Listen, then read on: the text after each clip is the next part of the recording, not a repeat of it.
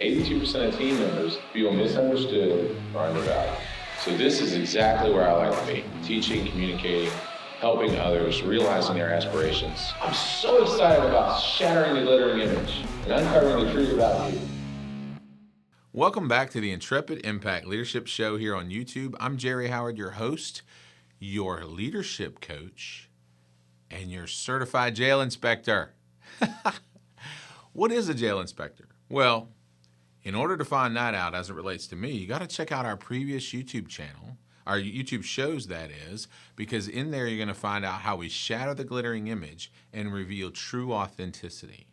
I'll say it again, shatter the glittering image and reveal true authenticity. True authenticity is being okay with your stuff and being able to share that with discretion and discernment. Discretion and discernment. That means we're not just putting it out there for no reason.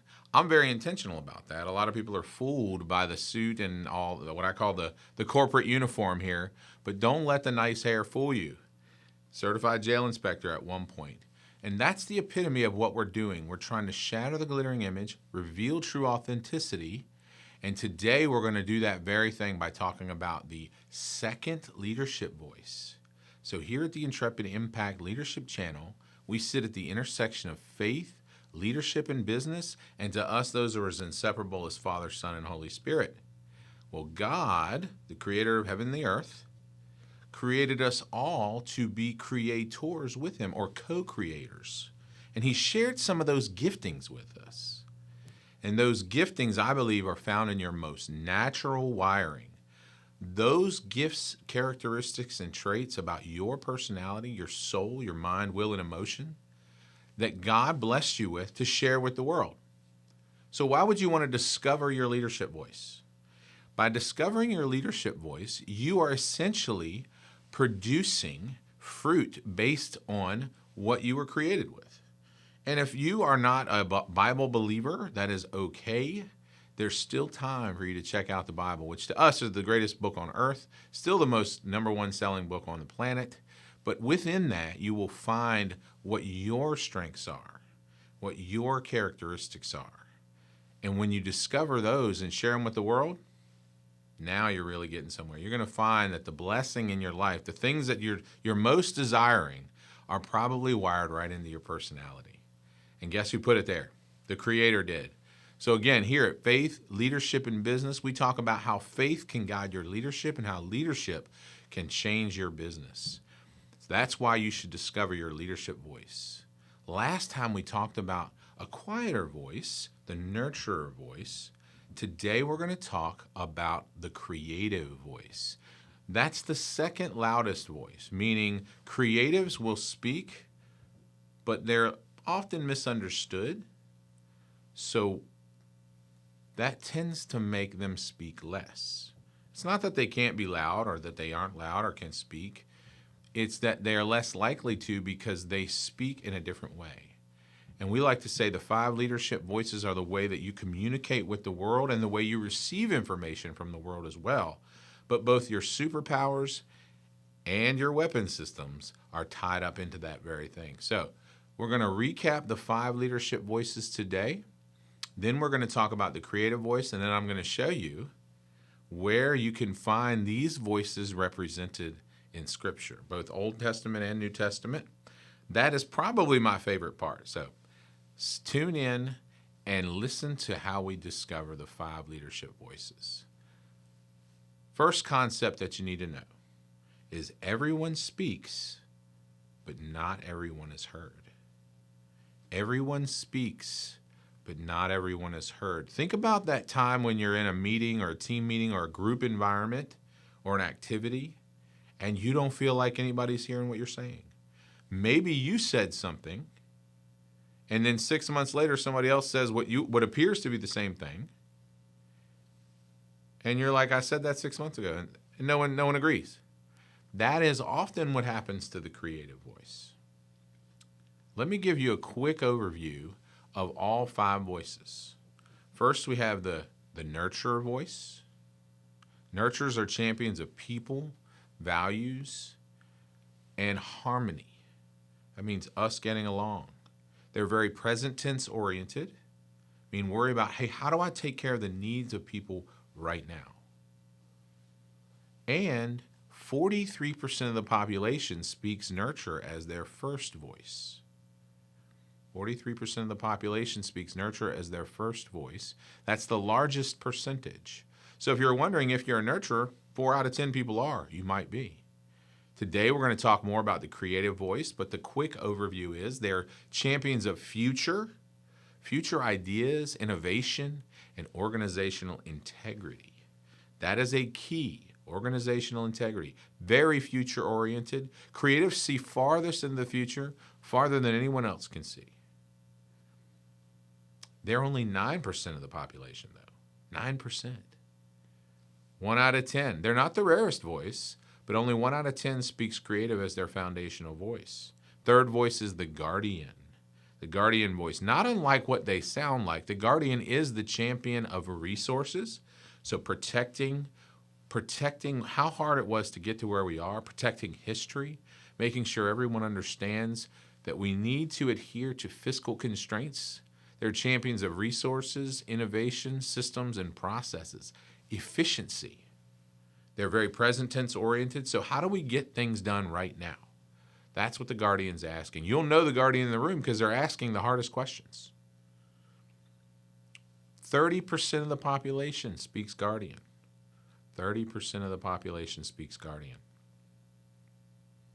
So 3 out of 10 in every room is a guardian. So if you're wondering if you're a guardian, 3 out of 10 times you probably are. The next voice is the connector voice. The connector is very lively, always willing to speak up, always has a new idea, willing to share that with the world. They're champions of relational networks, internal collaboration, and effective communication.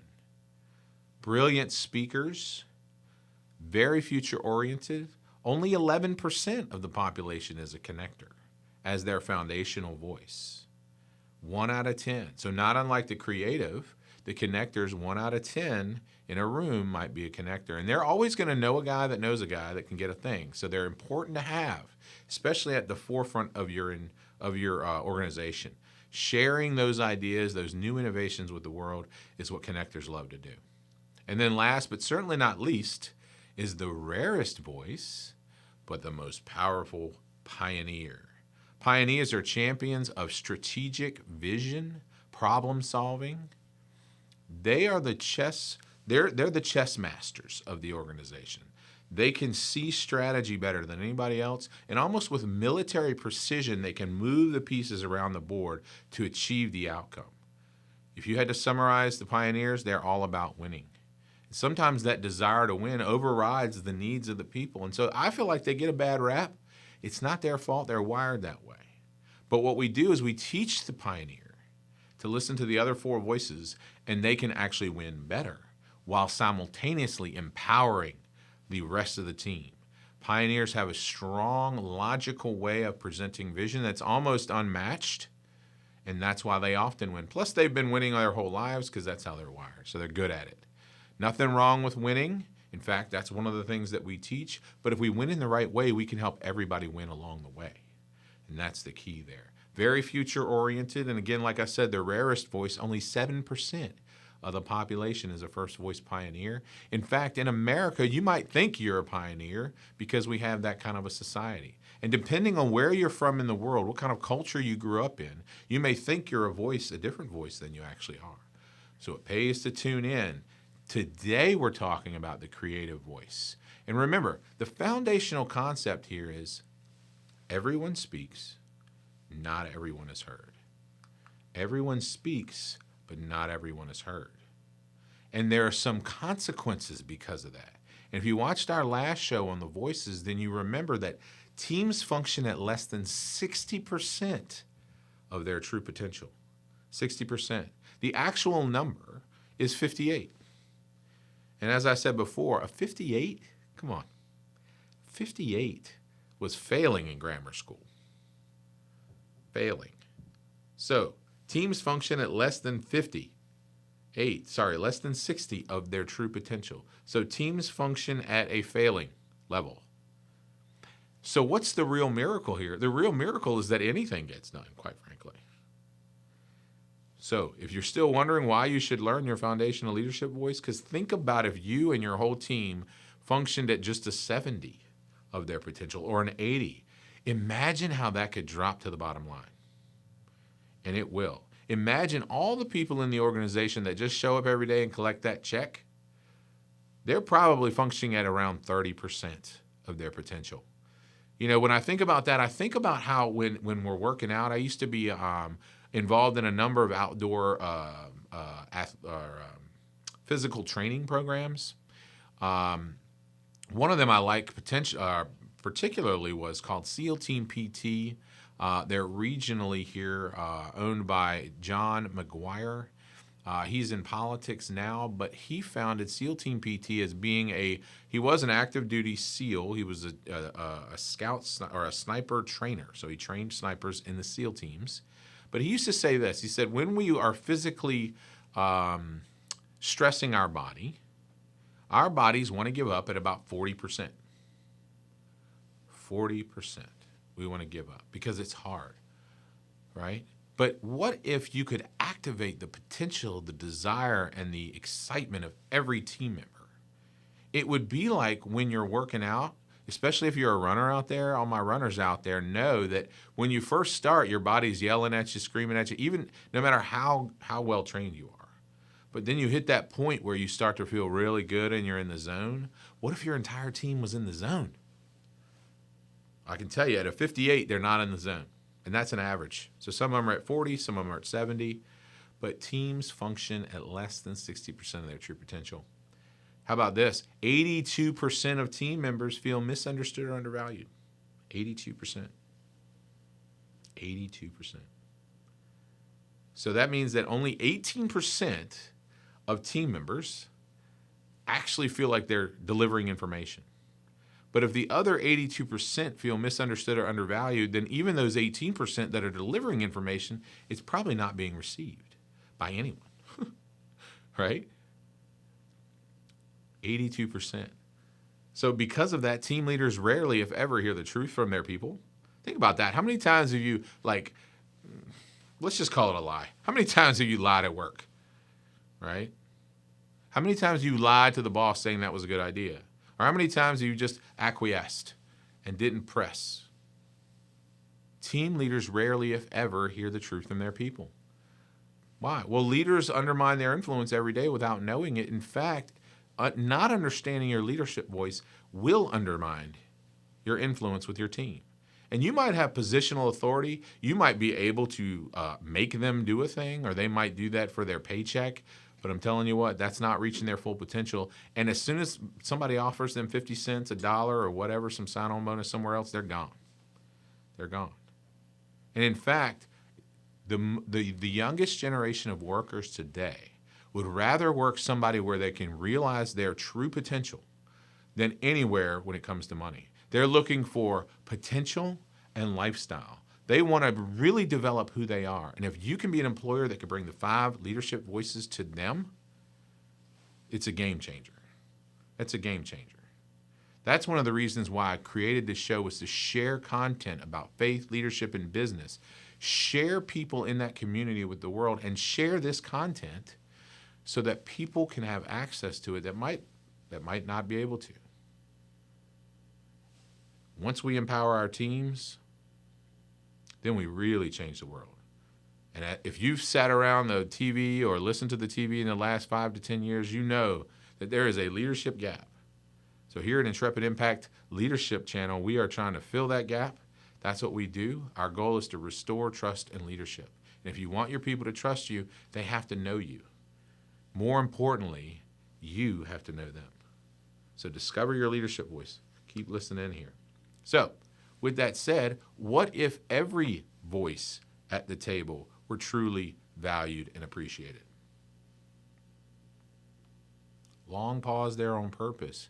What if every voice at the table was truly heard, valued, and appreciated? What if? Think about what you could get done. Think about what you could accomplish. with your team. Think about what they're capable of. Let's keep that in mind. When we lead, when we discover our voice, we have to know ourselves to lead ourselves. And if you watch the previous episode on the nurturer voice, then you know this tool. We all have tendencies. Tendencies are things that aren't going to change about you. Jerry's not going to change the tendency that he has to drink too much. All I can do is recognize that pattern of behavior and change the actions so that the consequences and the reality that I live in are different. So discovering your leadership voice will help you identify tendencies so you can know yourself to lead yourself. Let's look at those tendencies. Because once you identify the tendency, it's so much easier to recognize it. Some voices have a tendency to embellish. Some voices have a tendency to exaggerate.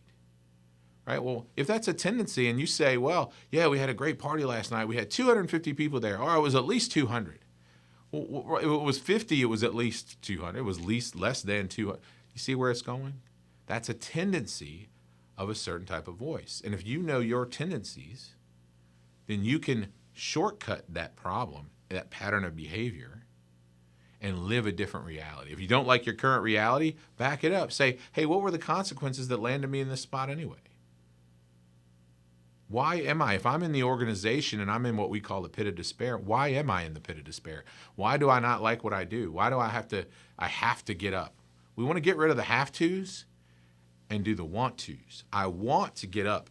I want to create a show on YouTube that sits at the intersection of faith, leadership, and business. I want to do executive performance coaching to help my clients get to the next level, both in their personal life and on the profit and loss statement. Those are want tos. What are your want tos? What are your want tos? Discover your leadership voice. And in those tendencies, you're going to also discover what you don't want to do. And if you can start eliminating that, you're going to be onto something here. So when we think about the 5 leadership voices, we need to take into consideration some assumptions. One assumption is we all speak all 5 voices. Our voice order is all 5 voices combined. We put them in a certain order, and that's why you hear me talk about first voice creative, first voice pioneer, because that's the first voice in their voice order. So we all speak all 5 voices. Our voice order is made up of all 5 voices. Some of the voices are more natural than others. Some voices are more natural than others. So it's usually the first 2. For example, Jerry's voice order is creative, connector, pioneer, nurturer, guardian. That means that creative and connector are foundational to me, or those are the easiest for me to speak and access. Pioneer shows up as probably learned behavior. Your 4th voice, the one in the order that is 4th, is usually the blind spot, or the one that you think you're better at than you are. So as a creative connector, I am what's called a feeler. That means that I am empathic. I pick up on the emotions of others. I can tend to have people-pleasing tendencies. Well, those are some of the characteristics of a nurturer voice, as we talked about last time. So nurturer being my 4th voice, I think I'm better at it than I am. But it's not that I want to sit in the present tense and take care of the needs of people. I'm a future people person, which is way different. I connect people's aspirations to their daily action. Very well wired for what I do on a daily basis with my clients. But it was a long discovery to get to that point. As you know from previous episodes, I used to run hospitals, CEO of some organizations. I had my own businesses, managed and operated them, still manage and operate our consulting company. But what I do on a daily basis is working with leaders to connect them with their aspirations, both in their personal life and in their businesses. So some voices are more natural than others. My most natural voices are creative, connector, and pioneer. Another nuance to keep in mind is maturity allows you to value the contribution of all the other voices. Maturity. So when we say intentional leader, we're talking about a leader that understands their voice, understands their tendencies, and operates in a way that brings out the best in others. And remember, when you have a leadership voice, there are 3 components to it. It's nature, nurture, and choice. All play a part. If you go to our YouTube channel, and if you're subscribing to our newsletter, you'll see that we have a 5 voices assessment. So whatever assessment results you get is based on nature, nurture, choice. So lastly, or actually I think this is number 5, don't assume you know what someone's foundational voice is. As you learn these, I don't want you running around out there pointing, you're this, you're that, you're that. No, we all get to discover our own voice. We get to discover our own voice. In fact, if you would have known me 3 years ago, you would have thought for sure I was a pioneer. I show up as a pioneer often. I show up as an extrovert. I can show up as a connector, but I'm actually a creative. Most natural tendencies fall in line with the creative, connector, pioneer voice. Lastly, don't assume you know what each word means. Creative doesn't necessarily mean that you're painting pictures all the time. Creative just is our way of saying future-oriented. It means you can envision in your head a thing that doesn't currently exist, whether that's the future of a person or an organization or innovation. Creatives drive innovation. They are champions of future ideas, innovation, and organizational integrity. Now, when you think of creative, why organizational integrity? Future ideas, innovation, that kind of makes sense. We're creating a thing that doesn't already exist. But why organizational integrity? Why do you need to listen to the creative in the room so much when they're telling that you're getting into a gray area of organizational ethics and morals? Because here's the thing. A creative can hear your idea, hear your vision, hear your policy, hear your plan, and they can see the future of it. So they can tell you if 5, 10, maybe sometimes 15 years down the road, you're going to be way off into an area you don't want to be. A gray area here is wrong in the future. Let me say that again. You're in a gray area here with your organization or your policies, you're going to be wrong in the future. You're going to continue to veer off of true north. Creatives can keep you on true north. Organizational integrity. Why? They see the future. Think of the scandals in government. Goodness. Think of the scandals in business. Think of all the people's lives and fortunes that were put in jeopardy because of some lack of integrity moment. Think of all that. Was there a creative in the room that they just weren't listening to? If you are a creative, and remember, creatives are quieter voices, and you're not speaking up, that's part of the problem too. It's 50% the person in the room that's the creative not speaking up, and 50% of the person that's getting off track. And if you're a leader and you want to stack your team appropriately, make sure there's a creative in the room. Take our assessment. That will help you get to the bottom of it as well. Find the creatives in the room. You can share our assessment. We have a free one and a paid version. Neither one are very expensive. So feel free to take those and then really identify what those strengths are of the team. So remember, creatives are champions of future ideas, innovation, and organizational integrity. Let's look at some tendencies of the creative. These tendencies are how we would really see, hey, is this what I see myself doing from time to time? If more than 3 or 4 of these tendencies resonate with you as something that you do, then perhaps you're creative. So first, they are conceptual architects and love to think outside the box. We love to joke around that the creative likes to buck the system. Well, no, not necessarily. They just like to think outside the box. They're always innovating and improving upon a thing or just thinking of something that no one's ever thought of before, and they love doing that. They function as an early warning radar system for teams, often seeing the opportunities and dangers before everyone else. Early warning radar system. Opportunities and threats before anyone else. Now, business owners, leaders, CEOs, does that sound valuable to you or not? It's immensely valuable. Create a space where the creative can be wrong. Say that again. Create a space in your organization where the creative voices can be wrong. Because here's the thing. They might have 10 ideas. not all, less than half are probably going to be, golden nuggets. But wouldn't you like to have the golden nugget?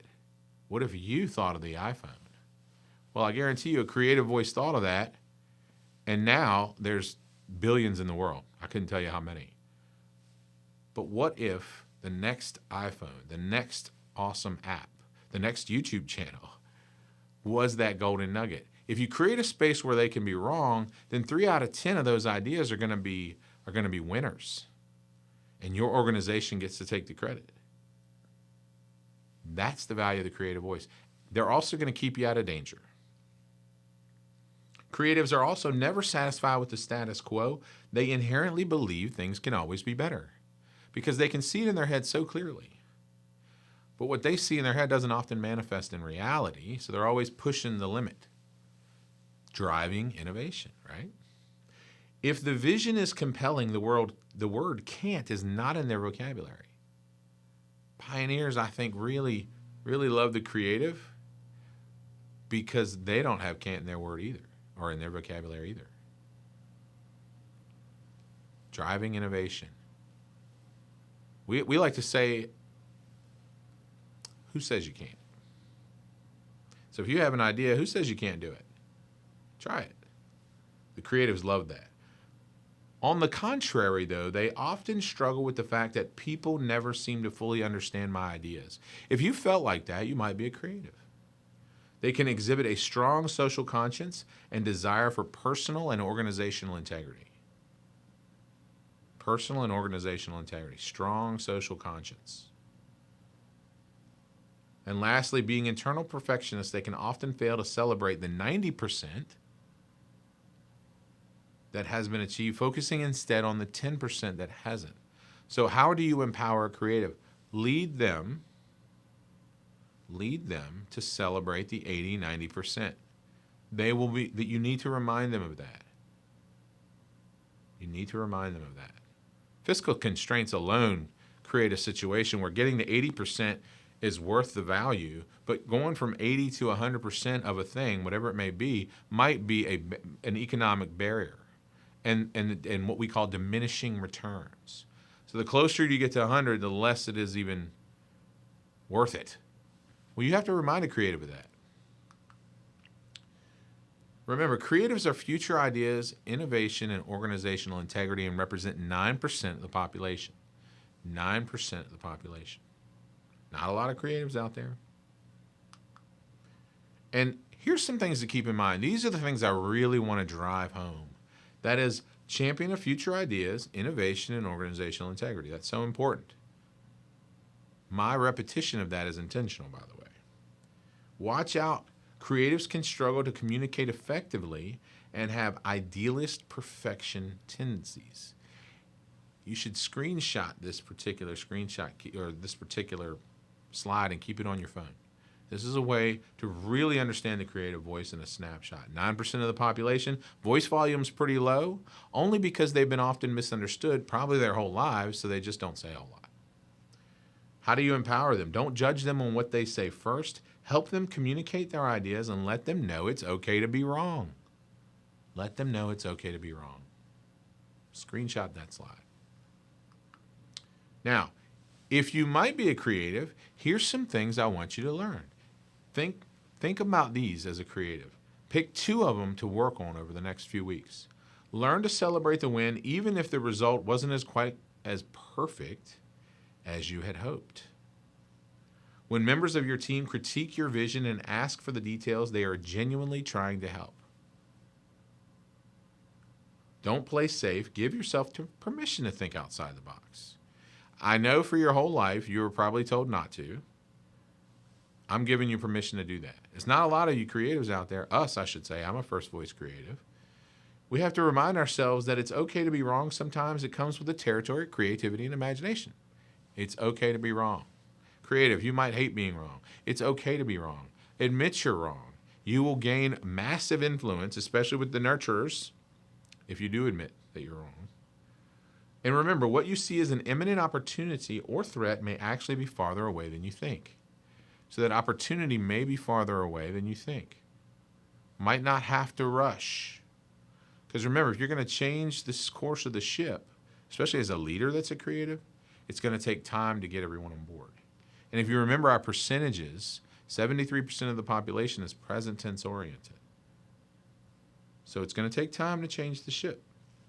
Remember, financial realities are important. Good enough may have to be good enough sometimes. People are not deliberately ignoring your ideas. It's truly hard to hear a creative. Lastly, you don't have to prove your worth to teammates. Relax and trust the unique contribution that you bring. You don't have to prove your worth. You might have always felt like it, but you don't have to. Relax and appreciate the value that you bring. Remember, you drive innovation. You see organizational integrity.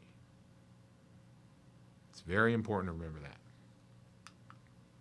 Now, on our 5 voices dynamics, where does the creative sit? As you can see there, the creative is interesting because there's 2 kinds. There's creative as it relates to people and creative as it relates to innovation. So if we think about making decisions based on logic, we have what we call a creative pioneer. They're very logical, systematic. They make decisions based on facts. Both are future-oriented. Both are very future-oriented. The other, on the top of the graph there, on the far right, you can see it says processing future-oriented, making decisions based on people and values. People and values. So the creative connector is what we call a feeler. That's me. We see the future of people very well. Very interesting distinction between the two. So we have creative feelers, creative thinkers. One makes their decisions based on people and values. One makes their decision based on systems and logic, but both see the farthest in the future. And they are quietest, one of the quieter voices. You can see how those dynamics work with the other voices as well. And if we look at harmony, connection, ideas, and vision, that's the green zone for the creative connector. And just under that on the right, we have future, strategy, innovation, and vision. That's the creative pioneer. 2 types of creative. Both are very future-oriented. So, I promised you at the beginning we'd have some creative examples from the Bible. Let's start with the Old Testament. Let's start with Genesis. There's 2 I'd like to mention. The first and foundational creative is God.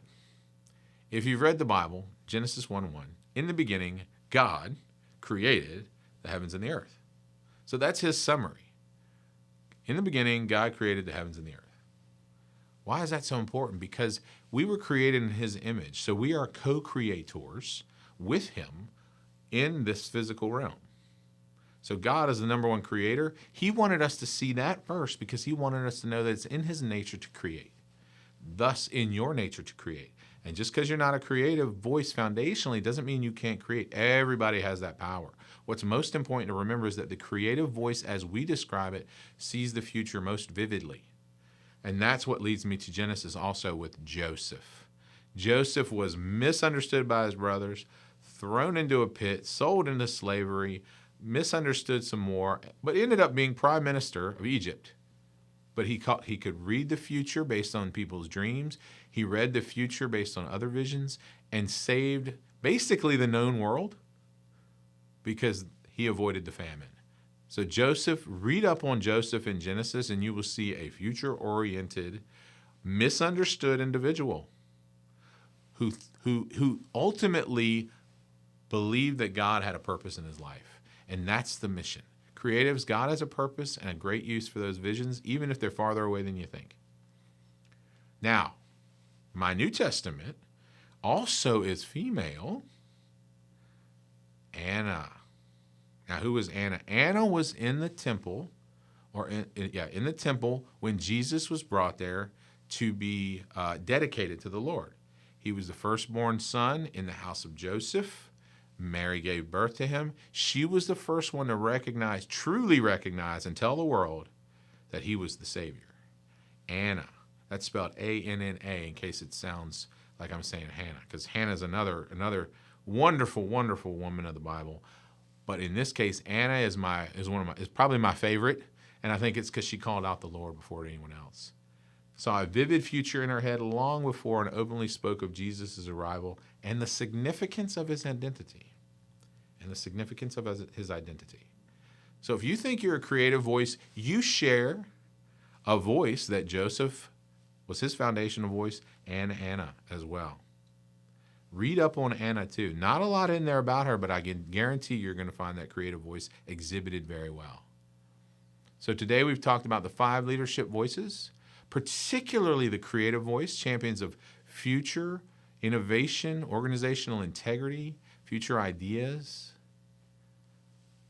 You might be a creative voice. If you are often misunderstood and you have ideas, things that don't already exist, that might be you. You share a voice with your host here as well. And again, I'm Jerry Howard here at the Intrepid Impact Leadership channel on YouTube. Thanks for tuning in. Thanks for listening if you're on the podcast. Remember to like and subscribe if you feel led to, and also share it with your friends. Share it with your friends. Information is free for you guys, so please feel free to share it out as well. Thanks, and I'll see you next time. 82% of team members feel misunderstood or undervalued. So this is exactly where I like to be, teaching, communicating, helping others, realizing their aspirations. I'm so excited about shattering the glittering image and uncovering the truth about you.